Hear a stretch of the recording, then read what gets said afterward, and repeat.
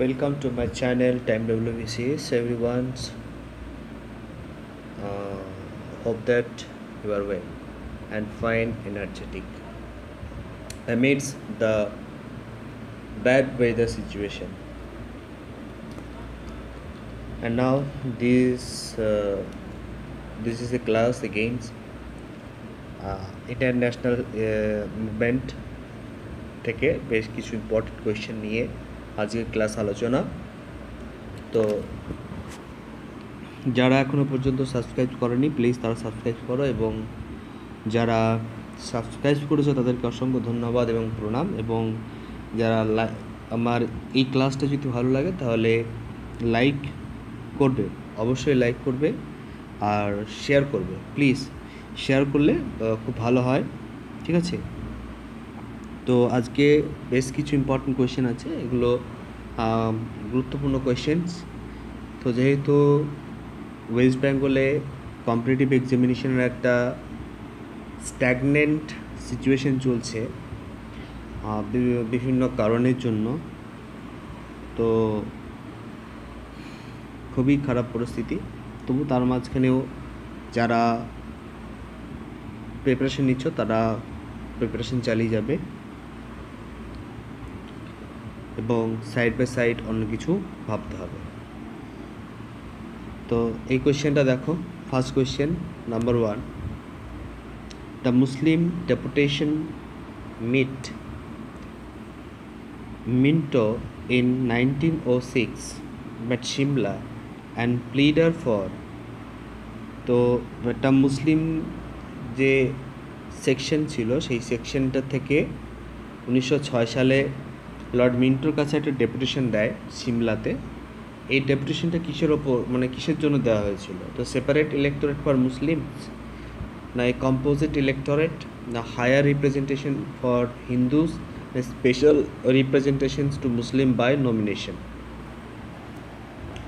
তো আমরা দেখব যে 1906 সালে মুসলিম লীগ প্রতিষ্ঠা হচ্ছে ঢাকাতে by Aga Khan and many others. তখন কিন্তু মোহাম্মদ আলী জিন্না কিন্তু মুসলিম লীগে আসেনি, তো তিনি তখনও কংগ্রেসে, ঠিক আছে? তো 1934 খ্রিস্টাব্দে আলী জিন্না মুসলিম লীগে জয়েন করে, 1934 বা 1930s সেঞ্চুরিতে। তো 1930s-এ মোহাম্মদ আলী জিন্না মুসলিম লীগে যোগদান করে, ঠিক আছে? তো এই যে 1906 সালে যে ডেপুটেশনটা দিয়েছিল সেটা কিসের জন্য? তো আমরা দেখব যে 1909 সালে কিন্তু একটা অ্যাক্ট পাস হয়েছিল, গভর্নমেন্ট অফ ইন্ডিয়ান অ্যাক্ট 1909, যেখানে মরলে মিন্টো রিফর্মস অ্যাক্ট বলা হয় যে অ্যাক্টটা, সেই অ্যাক্টের ওপর ভিত্তি করে কিন্তু একটা সেপারেট ইলেকটোরেট বা সিস্টেম তৈরি হয়েছিল, যেটাকে আমরা যে কমিউনাল ইলেকটোরেট বলবো, ঠিক আছে, মুসলিমদের জন্য আলাদা।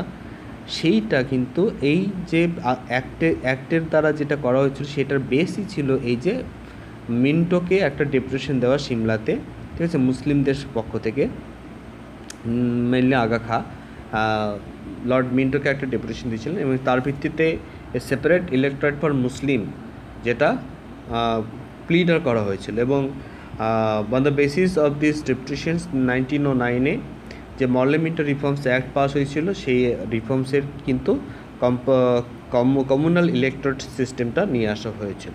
কোয়েশ্চেন নাম্বার 2 চলো। In which year the doctrine of lapse, তো ডক্ট্রাইন অফ ল্যাপস যেটা হচ্ছে লর্ড ডালহৌসি তিনি ডিক্লেয়ার করেছিলেন এটা, যে যদি কোনো রাজ্যের রাজা অপুত্রক অবস্থায় অর্থাৎ মেল হায়ার যদি না থাকে, তাহলে যদি কোনো রাজার মেল হায়ার না থাকে তাহলে তার রাজ্যকে কিন্তু অ্যানেক্সড করা হবে by the doctrine of lapse, এই যে আইন অনুযায়ী। তো যাই হোক 1948 থেকে এই আইনটা পাস হয় 1954। তো 1954 খ্রিস্টাব্দে 1956 খ্রিস্টাব্দে যেটা আমরা দেখব যে বেগম হজরত মাহেল এবং তার পুত্র অর্থাৎ ওয়াজিল আলী শাহ, যিনি ছিলেন লাস্ট সুলতান অফ হচ্ছে অযোধ্যা, 1757 সালের পরও কিন্তু অযোধ্যাকে অ্যানেক্স করা হয়নি, যে অযোধ্যা নবাব সুজাউদ্দৌলা ছিলেন এবং তাদের সঙ্গে যে এলাহাবাদ ট্রিটি হয়েছিল সেই ট্রিটি অনুযায়ী কিন্তু অযোধ্যাকে কিন্তু স্কেপ মানে অ্যানেক্স করা হয়নি, ছেড়ে দেওয়া ছিল ফ্রন্টায়ার বাউন্ডারির জন্য। যাক, সেটা একটা লার্জ ফ্রন্টায়ার কাজ করছিল অযোধ্যা, তার জন্য অযোধ্যাকে আর অ্যানেক্স করা হয়নি। কিন্তু পরবর্তী লর্ড ডালহৌসি তার যে সাম্রাজ্যবাদী নীতি, ঠিক আছে, তার যে সেই নীতিটার একটা দানবীয় প্রকাশ হয়েছিল, সেটা আমরা দেখব যে 1856 খ্রিস্টাব্দে, যেখানে ওয়াজিল আলী শাহ মারা যাওয়ার পর তার ওয়াইফ বেগম হজরত মাহেল এবং তার পুত্র ছিলেন যে বিরজিস কাদরা, ঠিক আছে, এই পুত্র থাকা মেল হায়ার থাকা সত্ত্বেও কিন্তু 1856 খ্রিস্টাব্দে অযোধ্যাকে অ্যানেক্ট করা হয়েছিল। কিসের ভিত্তিতে করা হয়েছিল? যে না, সেখানে মিস গভর্নমেন্ট হচ্ছে, অর্থাৎ এই অযোধ্যার নবাব, অযোধ্যার শাসন যদি ব্রিটিশদের আন্ডারে না নেওয়া হয়, সেখানকার জনগণের উপরে একটা খারাপ প্রভাব পড়বে বা তারা জনগণ একটা মিসগাইডেড হবে এই নবাব বা এই সুলতানদের দ্বারা, ঠিক আছে। যার ফলে যে মিস গভর্নমেন্ট যে একটা থিওরি তিনি তুলে ধরেছিলেন, সেই তার ভিত্তিতে কিন্তু এটাকে অ্যানেক্স করা হয়েছিল। তাহলে লর্ড ডক্ট্রাইন অফ ল্যাপসের মাধ্যমে কিন্তু 1856 খ্রিস্টাব্দে অযোধ্যাকে অ্যানেক্স করা হয়নি।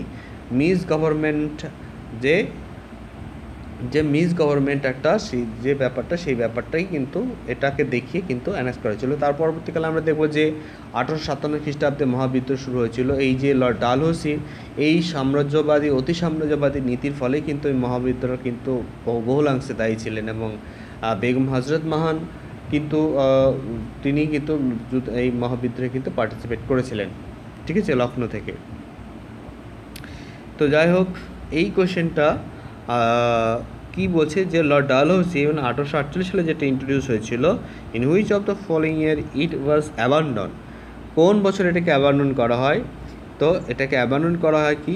Option A 1858, option B 1859, option C 1860, option D 1882। তো এটাকে অ্যাবান্ডন করা হয়েছিল 1859 খ্রিস্টাব্দে, ঠিক আছে। নেক্সট কোয়েশ্চেন চলো। Number 3 question, anti partition movement of Bengal was initiated on. তো আমরা দেখব যে এই যে বাংলাতে যে একটা ন্যাশনালাইজমের যে ভাবধারা তৈরি হয়েছিল, যে উত্থান হয়েছিল, সেক্ষেত্রে আমরা দেখব যে বাংলায় যে একটা ঐক্য, হিন্দু মুসলিমের একটা ঐক্যও প্রতিষ্ঠা হচ্ছিল। ঠিক সেই সময় কিন্তু লর্ড কার্জন, ঠিক আছে, ভেদ নীতির দ্বারা তিনি কী করলেন? বাংলাকে ভাগ করলেন। কী হিসাবে? যাতে যেখানে মুসলিম মেজরিটি আছে সেখানে হিন্দু মেজরিটি কম, যেখানে হিন্দু মেজরিটি আছে সেখানে মুসলিম মেজরিটিও কম। তো এইভাবে তিনি এমনভাবে তিনি করলেন, বাংলাকে একটা পূর্ববঙ্গ এবং একটা পশ্চিমবঙ্গ বলে একটা দুটো রাষ্ট্র তৈরি করলেন, ঠিক আছে। মানে বাংলাকে ভাগ করলেন পূর্ববঙ্গ এবং পশ্চিমবঙ্গ, ওয়েস্ট বেঙ্গল।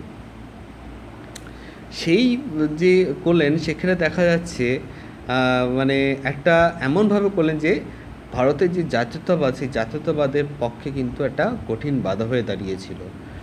তো তিনি একমাত্র জাতীয়তাবাদকে দুর্বল করবার জন্য বা জাতীয় আন্দোলনকে দুর্বল করবার লক্ষ্যে কিন্তু এই বঙ্গভঙ্গ কার্যকর করেছিলেন, এবং এই বঙ্গভঙ্গটা তিনি 19 জুলাই 1905 খ্রিস্টাব্দে তিনি এটাকে অ্যানাউন্স করেছিলেন, এবং তারই ভিত্তিতে 7ই আগস্ট 1905 খ্রিস্টাব্দে অ্যান্টি পার্টিশন মুভমেন্ট চালু হয়, ঠিক আছে, অ্যান্টি পার্টিশন মুভমেন্ট চালু হয়। তো আমরা দেখব যে এর এই যে আন্দোলন, যে বঙ্গভঙ্গ আন্দোলন, স্বদেশী আন্দোলন, এখানে আমরা কার্লাইল সার্কুলার পাবো, ঠিক আছে, 1905-এ। তারপর হচ্ছে গিয়ে বিভিন্ন ধরনের সার্কুলারগুলো, অ্যান্টি সার্কুলার সোসাইটি তৈরি হয়েছিল, ঠিক আছে, সেটা। তো আমি একটুখানি বলে দিচ্ছি ব্যাপারটা, যে বঙ্গভঙ্গের এটা একটু বেশ ইম্পর্টেন্ট জায়গা এটা, ঠিক আছে।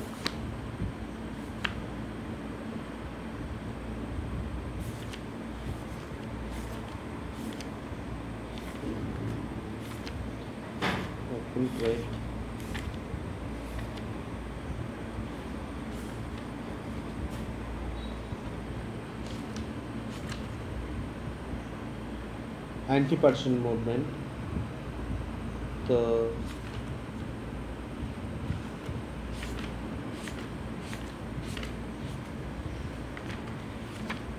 হ্যাঁ, যে ব্রিটিশ হ্যাঁ, আর যে মুভমেন্টের সময় ব্রিটিশ একজন জার্নালিস্ট তিনি ছিলেন, সে H.W. Davidson with swadeshi movements. He was associated with the swadeshi movement.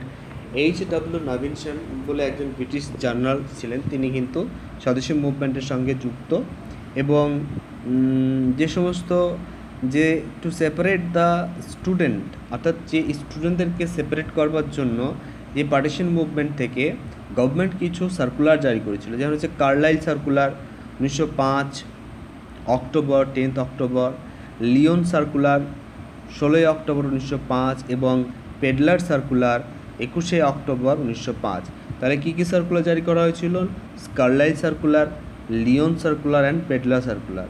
এবং এই যে সার্কুলারগুলো যে স্টুডেন্টদেরকে পার্টি মুভমেন্ট থেকে সেপারেট করবার জন্য যে সার্কুলারগুলো জারি করা হয়েছিল, তার বিরুদ্ধে একটা against the circular the leading by the Sachindra Prasad Basu, SP Basu, Sachindra Prasad Basu, তিনি অ্যান্টি সার্কুলার সোসাইটি নভেম্বর 1905 সালে তিনি তৈরি করেছিলেন। ঠিক আছে, কলকাতাতে অ্যান্টি সার্কুলার সোসাইটি তিনি তৈরি করেছিলেন 1905 খ্রিস্টাব্দে। তো এখানে দেখো কয়েকটা ইম্পর্টেন্ট কোয়েশ্চেন পেয়ে গেলে যে স্টুডেন্টকে মুভমেন্ট থেকে সেপারেট করবার জন্য 3টে সার্কুলার, কার্লাইল সার্কুলার অক্টোবর মাসে হয়েছিল 1905 সালে, লিওন সার্কুলার এবং পেডলার সার্কুলার। আর এই সার্কুলার এগেনস্টে anti circular society anti circular তৈরি করেছিলেন, সেটা সচিন্দ্র প্রসাদ বসু 1905 সালে নভেম্বরে। ঠিক আছে, next question number 4, the home rule league of Tilak and Annie Besant were merge into one in. যে হোম রুল লীগ তৈরি করেছিলেন, যে আগে অ্যানি বেসেন্ট তৈরি করেছিলেন 1916 সালে এপ্রিল মাসে, পরবর্তীকালে বাল গঙ্গাধর তিলক মে মাসে 1916 খ্রিস্টাব্দে তৈরি করেছিলেন। তো দুইজনার যে হোম রুল লীগ বিভিন্ন জায়গায় সেপারেটলি তাদের সেন্টার ছিল। তো যাই হোক, এই যে home rule league Annie Besant and তিলকের, এটাকে মার্জ করা হয় কোন সালে? A 1918, 1918, B 1920, C 1923, D 1924। It's correct answer হবে কি 1918 সালে এটাকে মার্চ করা হয়। Question number 5 and last question, the first venture of Gandhi in all India politics was the first venture of Gandhi in all India politics was the A non-cooperation movement, B Rowlatt Satyagraha, C Champaran Satyagraha, D Dandi March। Non-cooperation movement, Rowlatt Satyagraha, Champaran Satyagraha, Dandi March। তো correct answer কী হবে? এটা হচ্ছে গিয়ে Rowlatt সত্যাগ্রহ, যেটা 6 April 1919 খ্রিস্টাব্দে শুরু হয়েছিল। কিসের জন্য?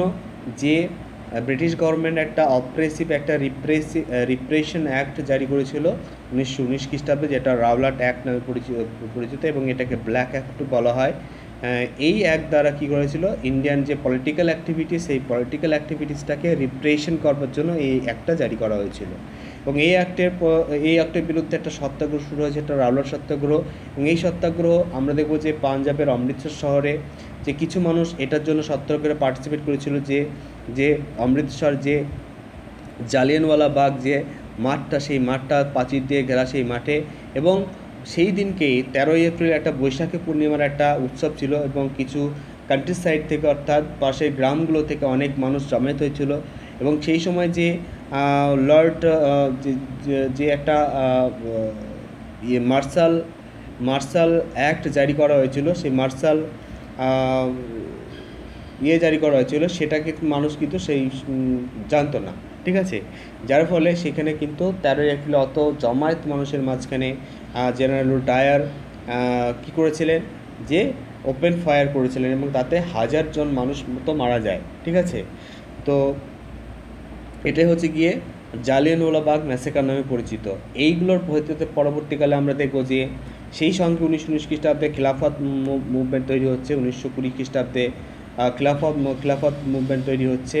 এবং সেই খিলাফত রং, পাঞ্জাবের জালিয়ানওয়ালাবাগের রং এবং স্বরাজ, এই তিনটিকে কেন্দ্র করে পরবর্তীকালে আমরা দেখব যে গান্ধীজি দেখেছিলেন যে এই সমস্ত সমস্যার জন্য একটা ব্রড মাস মুভমেন্টের দরকার। সেই ব্রড মাস মুভমেন্টটা তিনি তৈরি করেছিলেন 1921 খ্রিস্টাব্দে জানুয়ারি মাসে, সেটা হচ্ছে গিয়ে কি যে নন কোঅপারেশন মুভমেন্ট, যেটা হচ্ছে নন কোঅপারেশন মুভমেন্ট, এটা ছিল কি ফার্স্ট নন কোঅপারেশন মুভমেন্টের ফার্স্ট মাস বেস মুভমেন্ট। তো যাই হোক, এই পর্যন্ত কোয়েশ্চেনটা। যাদের কোয়েশ্চেন এই ক্লাসটা ভালো লাগলো তারা প্লিজ লাইক করো, শেয়ার করো অ্যান্ড কমেন্ট করো, এবং